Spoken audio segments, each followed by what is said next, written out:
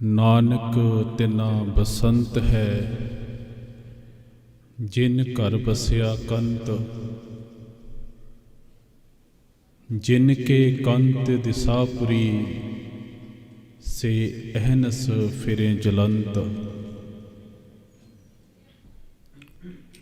ਸਾਹਿਬ ਸ੍ਰੀ ਗੁਰੂ ਗ੍ਰੰਥ ਸਾਹਿਬ ਮਹਾਰਾਜ ਜੀ ਦੀ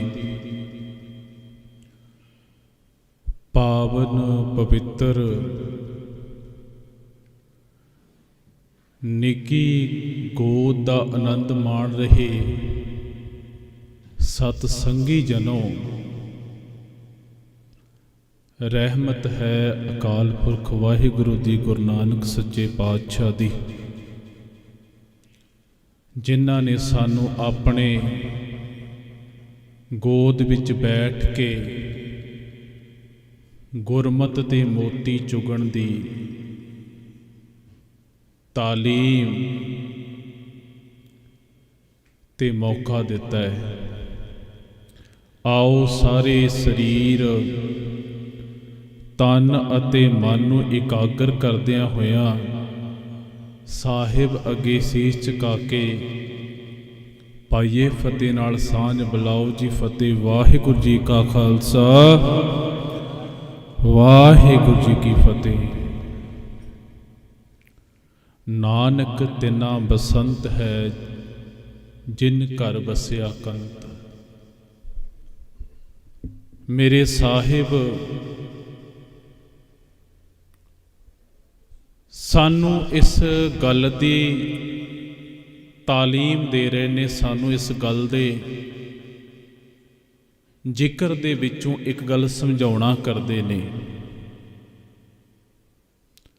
ਕਿ ਅਸਲ ਵਿੱਚ ਉਸ ਮਨੁੱਖ ਦੀ ਜ਼ਿੰਦਗੀ ਦੇ ਵਿੱਚ ਬਸੰਤ ਆ ਜਾਂਦੀ ਹੈ, ਜਿਸ ਦੇ ਅੰਦਰ ਅਕਾਲ ਪੁਰਖ ਵਾਹਿਗੁਰੂ ਜੀ ਦੀ ਬੰਦਗੀ, ਉਹਦਾ ਨਾਮ ਸਾਡੇ ਜ਼ਿਹਨ ਦੇ ਵਿੱਚ ਵਸ ਜਾਂਦਾ ਹੈ।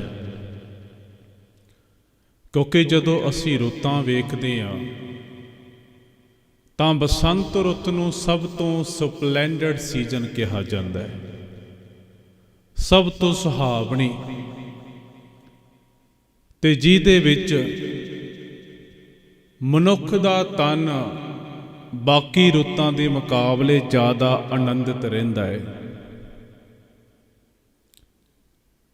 ਇੱਕ ਬਸੰਤ ਸਰੀਰ ਸਾਡਾ ਹੰਢਾ ਰਿਹਾ ਹੈ, ਇੱਕ ਰੁੱਤਾਂ ਸਾਡਾ ਸਰੀਰ ਹੰਢਾ ਰਿਹਾ ਹੈ, ਇੱਕ ਰੁੱਤਾਂ ਸਾਡਾ ਮਨ, ਸਾਡਾ ਅੰਦਰ ਹੰਢਾ ਰਿਹਾ ਹੈ। ਕਿਉਂਕਿ ਮਨੁੱਖ ਦੀ ਜ਼ਿੰਦਗੀ ਦੀਆਂ ਦੋ ਪਰਤਾਂ ਨੇ, ਇੱਕ ਸਾਡੇ ਤਨ ਦੀ ਜ਼ਿੰਦਗੀ ਹੈ ਤੇ ਇੱਕ ਸਾਡੇ ਮਨ ਦੀ ਜ਼ਿੰਦਗੀ ਹੈ। ਕਈ ਵਾਰੀ ਕੀ ਹੁੰਦਾ ਹੈ ਕਿ ਸਾਡਾ ਸਰੀਰ ਗੁਰੂ ਨਾਨਕ ਦੀ ਹਜ਼ੂਰੀ ਵਿੱਚ ਬੈਠਾ ਹੈ, ਪਰ ਮਨ ਸਾਡਾ ਕਿਤੇ ਹੋਰ ਹੈ। ਅਸੀਂ ਜ਼ਿੰਦਗੀ ਦੇ ਵਿੱਚ ਕੁਝ ਖਟਦੇ ਕਿਉਂ ਨਹੀਂ? ਅਸੀਂ ਆਪਣੀ ਜ਼ਿੰਦਗੀ ਦੇ ਅੰਦਰ, ਆਪਣੇ ਜੀਵਨ ਦੇ ਵਿੱਚ ਲਾਹਾ ਪ੍ਰਾਪਤ ਕਿਉਂ ਨਹੀਂ ਕਰਦੇ? ਜਦੋਂ ਤੱਕ ਸਾਡੇ ਤਨ ਅਤੇ ਮਨ ਦੀ ਕੋਲੈਬੋਰੇਸ਼ਨ ਨਹੀਂ ਹੁੰਦੀ। ਕੋਲੈਬੋਰੇਸ਼ਨ ਦਾ ਮਤਲਬ ਕੀ ਹੈ? ਦੋਨਾਂ ਦਾ ਸੁਮੇਲ ਹੋ ਕੇ ਦੋਨੇ ਇਕੱਠੇ ਕੰਮ ਨਹੀਂ ਕਰਦੇ। ਬਾਬਾ ਫਰੀਦ ਜੀ ਕਹਿੰਦੇ, ਜਿਨ ਮਨ ਹੋਰ ਮੁਖ ਹੋਰ, ਸੇ ਕਾਂਢੇ ਕੱਚਿਆ। ਗੁਰੂ ਨਾਨਕ ਦੇ ਚਰਨਾਂ ਦੇ ਵਿੱਚ ਬੈਠ ਕੇ ਅਕਾਲ ਪੁਰਖ ਵਾਹਿਗੁਰੂ ਜੀ ਦੀ ਬੰਦਗੀ ਦਾ ਸੌਦਾ ਕਰਨ ਆਏ ਸੀ। ਤਨ ਹੱਟ ਤੇ ਬੈਠਾ ਹੈ, ਮਨ ਹੱਟ ਤੇ ਨਹੀਂ ਹੈ। ਤਨ ਗੁਰੂ ਨਾਨਕ ਦੇ ਚਰਨਾਂ ਵਿੱਚ ਬੈਠਾ ਹੈ, ਮਨ ਗੁਰੂ ਨਾਨਕ ਦੇ ਚਰਨਾਂ ਤੋਂ ਬਹੁਤ ਦੂਰ ਬੈਠਾ ਹੈ। ਇੱਕ ਰੁੱਤਾਂ ਸਾਡੇ ਸਰੀਰ ਦੀਆਂ ਨੇ ਤੇ ਇੱਕ ਰੁੱਤਾਂ ਸਾਡੇ ਮਨ ਦੀਆਂ ਨੇ।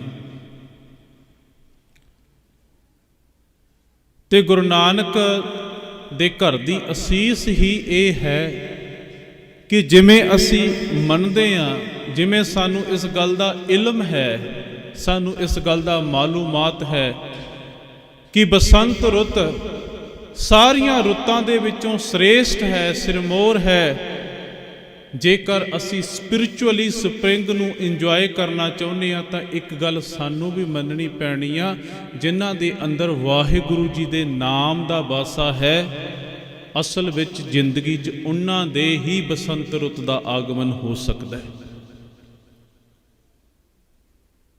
ਇਹ ਗੱਲ ਸੱਚ ਹੈ। ਪਰ ਅਸੀਂ ਜਿਹੜੀ ਸਾਡੀ ਦੌੜ ਹੈ, ਸਾਡੀ ਦੌੜ ਨਿਰੰਕਾਰ ਦੇ ਦੇਸ਼ ਵੱਲ ਘੱਟ ਹੈ, ਸਾਡੀ ਦੌੜ ਸੰਸਾਰ ਵੱਲ ਵਧੇਰੀ ਹੈ। ਅਸੀਂ ਸਾਰੀ ਉਮਰ ਪਦਾਰਥ ਇਕੱਠੇ ਕਰਦੇ ਹਾਂ ਤੇ ਕਈ ਵਾਰੀ ਦਾਸ ਆਪਣੇ ਵਿਦਿਆਰਥੀਆਂ ਦੇ ਨਾਲ ਇਹ ਗੱਲ ਸਾਂਝੀ ਕਰਦਾ ਹੈ, ਕਿਉਂਕਿ ਬੱਚੇ ਨੇ, ਨੌਜਵਾਨ ਨੇ, ਅਸੀਂ ਥੋੜ੍ਹੇ ਜਿਹੇ ਮਟੀਰੀਅਲਿਸਟਿਕ ਹਾਂ, ਪਦਾਰਥਵਾਦੀ ਹਾਂ। ਸਾਡੀ ਦੌੜ ਇਹ ਹੈ ਕਿ ਜੇਕਰ ਮੇਰੇ ਕੋਲੇ ਬਹੁਤ ਵਧੀਆ ਘਰ ਹੋਏਗਾ, ਮੈਂ ਜ਼ਿੰਦਗੀ 'ਚ ਖੁਸ਼ ਹਾਂ, ਮੈਂ ਜ਼ਿੰਦਗੀ 'ਚ ਆਨੰਦਿਤ ਹਾਂ। ਮੇਰੇ ਕੋਲੇ ਸੁੱਖ ਸਹੂਲਤਾਂ ਵਧੀਆ ਨੇ, ਪੈਸਾ ਬਹੁਤ ਵਧੀਆ, ਮੇਰੇ ਕੋਲੇ ਬਹੁਤ ਜ਼ਿਆਦਾ ਐਸੈਟਸ ਨੇ, ਮੈਂ ਜ਼ਿੰਦਗੀ 'ਚ ਸੁਖੀ ਹਾਂ। ਤੇ ਕਦੇ ਆਪਾਂ ਪੱਛਮੀ ਦੇਸ਼ ਵੇਖਦੇ ਹਾਂ, ਕੈਨੇਡਾ ਅਮਰੀਕਾ ਦੀ ਅਸੀਂ ਧਰਤੀ ਨੂੰ ਵੇਖਦੇ ਹਾਂ, ਉਹਨਾਂ ਦੇ ਵਿੱਚ ਵੀ ਪਦਾਰਥਾਂ ਨੂੰ ਇਕੱਠੇ ਕਰਨ ਦੀ ਦੌੜ ਹੈ ਤੇ 10 ਦੇ ਵਿੱਚੋਂ 8 ਜਾਣੇ ਡਿਪਰੈਸ਼ਨ ਦੇ ਵਿੱਚ ਨੇ, 10 ਚੋਂ 9 ਜਾਣੇ ਟੈਨਸ਼ਨ ਦੇ ਵਿੱਚ ਨੇ। ਅਮਰੀਕਨ ਇੱਕ ਮੈਗਜ਼ੀਨ ਦੇ ਵਿੱਚ ਇਹ ਆંકੜੇ ਛਪੇ ਕਿ ਹਰ ਸਾਲ ਡਿਪਰੈਸ਼ਨ ਕਰਕੇ, ਸਾਈਕੋਲੋਜੀਕਲ ਡਿਸਆਰਡਰ ਕਰਕੇ 60,000 ਇਨਸਾਨ ਆਪਣੇ ਜਾਨ ਦੇ ਦਿੰਦੇ ਨੇ, ਕਿਉਂਕਿ ਉਹਨਾਂ ਦੀ ਜ਼ਿੰਦਗੀ ਦੇ ਅੰਦਰ ਸਭ ਕੁਝ ਹੈ, ਸਭ ਕੁਝ ਹੈ, ਪਰ ਟੈਨਸ਼ਨ ਤੇ ਡਿਪਰੈਸ਼ਨ ਇੰਨਾ ਕੁ ਹੈ ਕਿ ਉਹ ਆਪਣੀ ਜ਼ਿੰਦਗੀ ਤੋਂ ਖੁਸ਼ ਨਹੀਂ ਹੈ।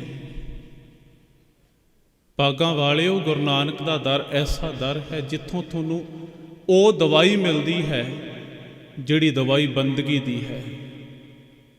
ਸਰਬ ਰੋਗ ਕਾ ਔਖਦ ਨਾਮ, ਇੱਕੋ ਇੱਕ ਦਵਾਈ ਹੈ, ਇੱਕੋ ਇੱਕ ਮੈਡੀਸਨ ਹੈ, ਉਹ ਗੁਰੂ ਨਾਨਕ ਦੇ ਦਰ ਦੀ ਬੰਦਗੀ, ਉਹ ਗੁਰੂ ਨਾਨਕ ਦੀ, ਉਹ ਗੁਰੂ ਦੀ ਬੰਦਗੀ, ਉਹ ਅਕਾਲ ਪੁਰਖ ਵਾਹਿਗੁਰੂ ਜੀ ਦਾ ਸਿਮਰਨ।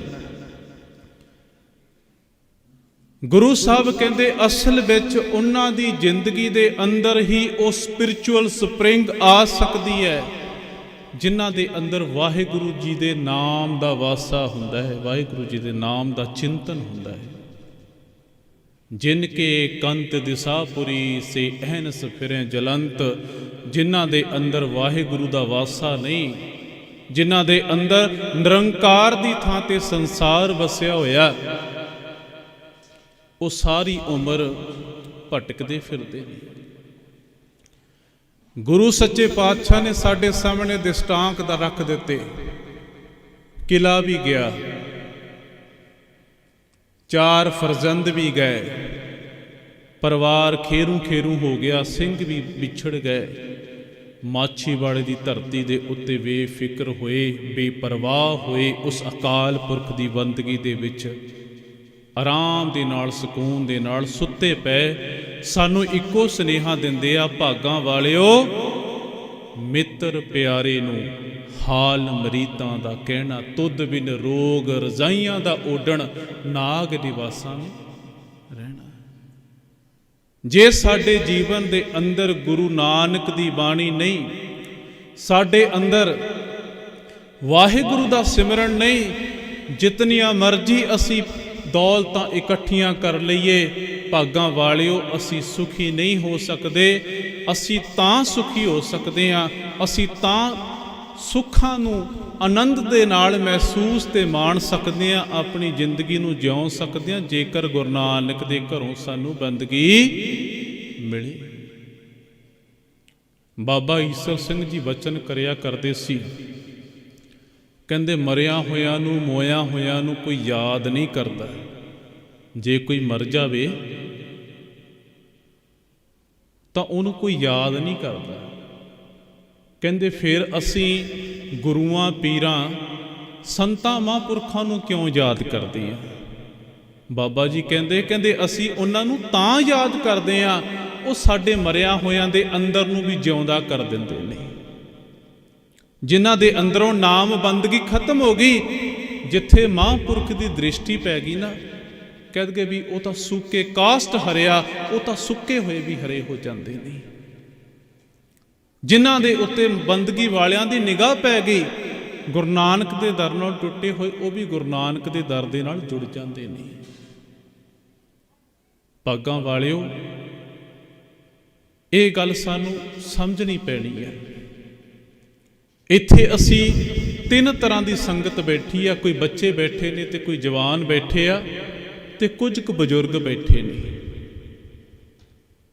ਸਾਡੀ ਜਿਤਨੀ ਆਯੂ, ਜਿਤਨਾ ਸਮਾਂ ਇਸ ਦੁਨੀਆ ਦੇ ਅੰਦਰ ਸਾਨੂੰ ਅਕਾਲ ਪੁਰਖ ਵਾਹਿਗੁਰੂ ਜੀ ਨੇ ਸਵਾਸਾਂ ਦੀ ਪੂੰਜੀ ਦਿੱਤੀ ਹੈ, ਅਸੀਂ ਭੋਗ ਰਹੇ ਹਾਂ। ਤੇ ਭਾਈ ਸਾਹਿਬ ਭਾਈ ਵੀਰ ਸਿੰਘ ਜੀ ਕਹਿੰਦੇ ਸਨ, ਮੈਂ ਰਹੀ ਵਾਸਤੇ ਘੱਤ ਸਮੇਂ ਨੇ ਇੱਕ ਨਾ ਮੰਨੀ, ਮੈਂ ਫੜ ਰਹੀ ਧਰੀਕ ਸਮੇਂ ਖਿਸਕਾਈ ਕੰਨੀ। ਅਸੀਂ ਰੁਕ ਜਾਂਦੇ ਹਾਂ ਕੁਝ ਖਾਣ ਲਈ, ਅਸੀਂ ਰੁਕ ਜਾਂਦੇ ਹਾਂ ਕੁਝ ਪੀਣ ਲਈ, ਅਸੀਂ ਰੁਕ ਜਾਂਦੇ ਹਾਂ ਸੌਣ ਲਈ, ਅਸੀਂ ਰੁਕ ਜਾਂਦੇ ਹਾਂ ਆਰਾਮ ਕਰਨ ਲਈ, ਪਰ ਸਮਾਂ ਨਹੀਂ ਰੁਕਦਾ, ਟਾਈਮ ਨਹੀਂ ਰੁਕਦਾ। The time never waits anybody। ਸਮਾਂ ਕਿਸੇ ਦੀ ਉਡੀਕ ਨਹੀਂ ਕਰਦਾ। ਫਿਰ ਗੁਰੂ ਉਪਦੇਸ਼ ਕੀ ਹੈ? ਔਦ ਘਟੈ ਦਿਨਸ ਰਹਿਣਾ ਰੇ, ਮਨ ਗੁਰਮਿਲ ਕਾ ਸਵਾਰੇ। ਗੁਰੂ ਨਾਨਕ ਦੇ ਚਰਨਾਂ ਦੇ ਨਾਲ ਲੱਗ ਜਾ ਭਲਿਆ, ਤੇਰੀ ਜ਼ਿੰਦਗੀ ਸਫਲ ਹੋ ਜਾਊ। ਗੁਰੂ ਤੇ ਭਰੋਸਾ ਰੱਖ ਕੇ ਇੱਕ ਗੱਲ ਕਹਿਣਾ, ਤੁਹਾਡੇ ਕੋਲੇ ਦੌਲਤ ਹੈ, ਤੁਹਾਡੇ ਕੋਲੇ ਸੰਪਤੀ ਹੈ, ਤੁਹਾਡੇ ਕੋਲੇ ਸਭ ਕੁਝ ਹੈ, ਸੁੱਖ ਨਹੀਂ ਆਏਗਾ। ਪਰ ਜੇਕਰ ਤੁਹਾਡੇ ਕੋਲੇ ਸਭ ਕੁਝ ਹੋਣ ਦੇ ਨਾਲ ਨਾਲ ਗੁਰੂ ਨਾਨਕ ਦੇ ਘਰ ਦੀ ਸਿੱਖੀ ਤੇ ਨਾਮ ਦੀ ਦਾਤ ਹੈ, ਤੁਸੀਂ ਰਾਜੇ ਹੋ। ਗੁਰੂ ਅਰਜਨ ਸੱਚੇ ਪਾਤਸ਼ਾਹ ਬਚਨ ਕਰਦੇ ਨੇ, ਸੱਚੇ ਪਾਤਸ਼ਾਹ ਮੈਨੂੰ ਰੁੱਖੀ ਰੋਟੀ ਹੋਵੇ, ਘਰ ਵੀ ਇੰਨਾ ਵਧੀਆ ਨਾ ਹੋਵੇ ਕਿ ਪਲਗ ਨਾ ਹੋਵੇ ਕਿ ਮੈਂ ਜ਼ਮੀਨ ਤੇ ਭੁੰਜੇ ਸੋਵਾਂ। ਸੱਚੇ ਪਾਤਸ਼ਾਹ ਜੇਕਰ ਤੇਰਾ ਨਾਮ, ਤੇਰੀ ਬੰਦਗੀ ਮੇਰੇ ਕੋਲੇ ਆ ਨਾ, ਮੇਰੀ ਜ਼ਿੰਦਗੀ ਸੁਖੀ ਹੈ। ਅੱਜ ਸਾਡੇ 'ਚ ਕੀ ਤਰਾਸਦੀ ਹੈ? ਅੱਜ ਅਸੀਂ ਗੁਰੂ ਨਾਨਕ ਤੋਂ ਪੈਸਾ ਮੰਗ ਲਿਆ, ਗੁਰੂ ਨਾਨਕ ਤੋਂ ਰੁਤਬਾ ਮੰਗ ਲਿਆ, ਗੁਰੂ ਨਾਨਕ ਤੋਂ ਵੀਜ਼ਾ ਵੀ ਮੰਗ ਲਿਆ, ਪਰ ਗੁਰੂ ਨਾਨਕ ਤੋਂ ਗੁਰੂ ਨਾਨਕ ਨੂੰ ਨਹੀਂ ਮੰਗਿਆ। ਜਦੋਂ ਕਿਸੇ ਬੰਦਗੀ ਵਾਲੇ, ਕਿਸੇ ਕਮਾਈ ਵਾਲੇ ਮਹਾਂਪੁਰਖ ਬਾਬਾ ਆਨੰਦ ਸਿੰਘ ਜੀ, ਬਾਬਾ ਈਸ਼ਰ ਸਿੰਘ ਜੀ ਮਹਾਰਾਜ, ਬਾਬਾ ਮੀਹਾਂ ਸਿੰਘ ਜੀ, ਉਹਨਾਂ ਵਰਗੇ ਕਮਾਈ ਵਾਲੇ ਮਹਾਂਪੁਰਖਾਂ ਦੀ ਸੰਗਤ ਵਿੱਚ ਜਾਵਾਂਗੇ, ਉਹ ਸਾਨੂੰ ਜਾਂਚ ਦੱਸਣਗੇ ਕਿ ਗੁਰੂ ਨਾਨਕ ਕੋਲੋਂ ਅਸੀਂ ਦੁਨਿਆਵੀ ਪਦਾਰਥ ਨਹੀਂ ਮੰਗਣੇ, ਗੁਰੂ ਨਾਨਕ ਕੋਲੋਂ ਅਸੀਂ ਗੁਰੂ ਨਾਨਕ ਨੂੰ ਵੀ ਮੰਗਣਾ ਹੈ। ਜਦੋਂ ਅਸੀਂ ਗੁਰੂ ਨਾਨਕ ਕੋਲੋਂ ਗੁਰੂ ਨਾਨਕ ਨੂੰ ਆ ਕੇ ਮੰਗਾਂਗੇ ਨਾ, ਭਾਗਾਂ ਵਾਲਿਓ, 4 ਪਦਾਰਥ ਦੇਤ ਨਾ ਬਾਰ, ਤੈਨੂੰ ਦੁਨੀਆ ਦੇ ਵਿੱਚ ਤੈਨੂੰ ਦੌਲਤ, ਇੱਜ਼ਤ, ਸਰਮਾਇਆ ਇੱਕ ਪਾਸੇ, ਗੁਰੂ ਨਾਨਕ ਨੇ ਤੈਨੂੰ ਕੱਲੇ ਲੋਕ ਦੀਆਂ ਖੁਸ਼ੀਆਂ, ਲੋਕ ਦੀਆਂ ਬਖਸ਼ਿਸ਼ਾਂ ਨਹੀਂ ਦੇਣੀਆਂ। ਗੁਰੂ ਨਾਨਕ ਜੇ ਤੇਰੇ ਉੱਤੇ ਟੁੱਟ ਗਿਆ, ਗੁਰੂ ਨਾਨਕ ਨੇ ਤੈਨੂੰ ਪਰਲੋਕ ਦਾ ਸੁੱਖ ਵੀ ਦੇ ਦੇਣਾ ਹੈ। ਫਿਰ ਸਾਡੇ ਲੋਕ ਸੁਖੀਏ ਤੇ ਪਰਲੋਕ ਸਹਿਲੇ ਹੋ ਜਾਣੇ ਨੇ। ਇਸ ਕਰਕੇ ਗੁਰੂ ਸਾਹਿਬ ਉਪਦੇਸ਼ ਕਰਦੇ ਨੇ, ਕਿਉਂਕਿ ਬਸੰਤ ਦੀ ਰੁੱਤ ਚੱਲਦੀ ਪਈ ਹੈ, ਜਿਨ੍ਹਾਂ ਦੇ ਅੰਦਰ ਹਰੀ ਪਰਮਾਤਮਾ ਵਾਹਿਗੁਰੂ ਜੀ ਦਾ ਵਾਸਾ ਹੈ, ਉਹਨਾਂ ਦੀ ਜ਼ਿੰਦਗੀ ਦੇ ਵਿੱਚ ਬਸੰਤ ਹੈ। ਉਹ ਅੰਦਰੋਂ ਖੁਸ਼ ਨੇ, ਉਹ ਅੰਦਰੋਂ ਆਨੰਦਿਤ ਨੇ। ਪਰ ਜਿਨ੍ਹਾਂ ਦੇ ਅੰਦਰ ਰੱਬ ਜੀ ਦਾ, ਵਾਹਿਗੁਰੂ ਜੀ ਦਾ ਸਿਮਰਨ ਨਹੀਂ ਨਾ ਹੈਗਾ, ਉਹ ਦਿਨ ਰਾਤ ਸੜਦੇ ਪਏ ਨੇ, ਕਿਉਂਕਿ ਹਰ ਵਿਸਰਤ ਸਦਾ ਖੁਆਰੀ। ਤਾਂ ਕੋ ਧੋਖਾ ਕਿਹਾਂ ਵਿਆਪੈ, ਜਾ ਕੋ ਓਟ ਤੁਹਾਰੀ। ਰੱਬ ਤੋਂ ਬਿਨਾਂ ਅਸੀਂ ਸੜਦੇ ਪਏ ਹਾਂ, ਬਲਦੇ ਪਏ ਹਾਂ। ਅਸੀਂ ਵੀ ਅਰਦਾਸ ਕਰੀਏ, ਜਗਤ ਜਲੰਦਾ ਰੱਖ ਲੈ ਆਪਣੀ ਕਿਰਪਾ, ਕਿਉਂਕਿ ਸਾਡੇ ਜੀਵਨ ਦੇ ਅੰਦਰ ਜੇਕਰ ਬਾਣੀ ਗੁਰੂ ਦਾ ਸਿਮਰਨ, ਗੁਰੂ ਦੀ ਬੰਦਗੀ ਨਹੀਂ ਹੈ, ਗੁਰੂ ਨਾਨਕ ਦਾ ਪਿਆਰ, ਗੁਰੂ ਨਾਨਕ ਦਾ ਆਸਰਾ, ਗੁਰੂ ਨਾਨਕ ਦਾ ਚਿੰਤਨ ਸਾਡੇ ਅੰਦਰ ਨਹੀਂ ਹੈ, ਤੇ ਫਿਰ ਕੀ ਹੋਏਗਾ? ਜੈ ਤਨ ਬਾਣੀ ਵਿਸਰ ਜਾਏ, ਜਿਉ ਪੱਕਾ ਰੋਗੀ ਬਿਲ ਲਾਏ। ਸਭ ਕੁਝ ਹੋਣ ਦੇ ਬਾਵਜੂਦ ਸਾਡੇ ਜੀਵਨ 'ਚ ਸੁੱਖ ਨਹੀਂ ਹੋਏਗਾ, ਆਨੰਦ ਨਹੀਂ ਹੋਏਗਾ। ਅਸੀਂ ਚਾਹੁੰਦੇ ਹਾਂ ਨਾ ਵੀ ਸਾਡੀ ਜ਼ਿੰਦਗੀ 'ਚ ਖੁਸ਼ੀਆਂ ਆ ਜਾਣ। We are seeking out for everlasting pleasure. Then we have to do one thing. Then we have to come in the asylum of Guru Nanak. Then we have to adopt one thing, the contemplation. Vaheguru name is the most superior, is the most precious, is the most important for rejoiceful life, for happy life.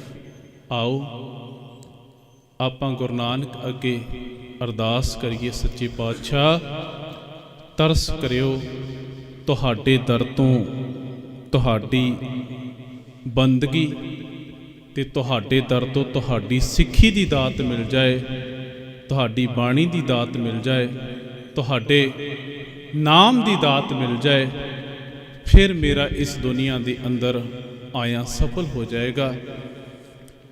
ਸੋ ਬਹੁਤ ਬਹੁਤ ਧੰਨਵਾਦ ਗੁਰੂ ਨਾਨਕ ਸੱਚੇ ਪਾਤਸ਼ਾਹ ਦਾ, ਬਾਬਾ ਆਨੰਦ ਸਿੰਘ ਜੀ ਦਾ, ਬਾਬਾ ਈਸਰ ਸਿੰਘ ਜੀ ਦਾ, ਬਾਬਾ ਮੀਆਂ ਸਿੰਘ ਜੀ ਦਾ, ਮੌਜੂਦਾ ਮਹਾਂਪੁਰਖਾਂ ਦਾ, ਆਪ ਗੁਰੂ ਪਿਆਰੀ ਸਾਧ ਸੰਗਤ ਦਾ, ਕਿ ਸਾਨੂੰ ਤੁਹਾਡੇ ਬਹੁਤ ਹੀ ਬੇਸ਼ਕੀਮਤੀ ਦੀਦਾਰ ਕਰਨ ਦਾ ਮੌਕਾ ਮਿਲਿਆ, ਮੌਕਾ ਨਸੀਬ ਹੋਇਆ। ਦਾਸ ਵੱਲੋਂ ਬਾਬਾ ਲਖਵੀਰ ਸਿੰਘ ਜੀ ਭੈਣੀ ਠਾਠ, ਈਸਰ ਬੜੈਚ ਤੇ ਸਮੂਹ ਜਥੇ ਵੱਲੋਂ ਹਾਜ਼ਰੀ ਪ੍ਰਵਾਨ ਕਰਨੀ। ਗੁਰੂ ਦੀ ਹਜ਼ੂਰੀ ਵਿੱਚ ਅਰਦਾਸ ਕਰੀਏ ਕਿ ਸਾਨੂੰ ਇੱਕੋ ਭੇਟਾ ਦੇ ਦੇਣ ਸੱਚੇ ਪਾਤਸ਼ਾਹ, ਕਿ ਸਾਡੀ ਗੁਰੂ ਨਾਨਕ ਦੇ ਦਰ ਦੇ ਨਾਲ ਨਿਭ ਜਾਵੇ। ਅਸੀਂ ਕਿਸੇ ਦੇ ਦਰ ਦੇ ਮੁਹਤਾਜ ਨਾ ਹੋਈਏ। ਜਦੋਂ ਮੰਗੀਏ ਸੱਚੇ ਪਾਤਸ਼ਾਹ ਤੇਰੇ ਦਰ ਤੋਂ ਮੰਗੀਏ, ਕਿਉਂਕਿ ਤੇਰੇ ਦਰ ਤੇਰੇ ਹੀ ਆ। ਸਾਡੇ 'ਚ ਲੱਖ ਔਗਣ ਨੇ।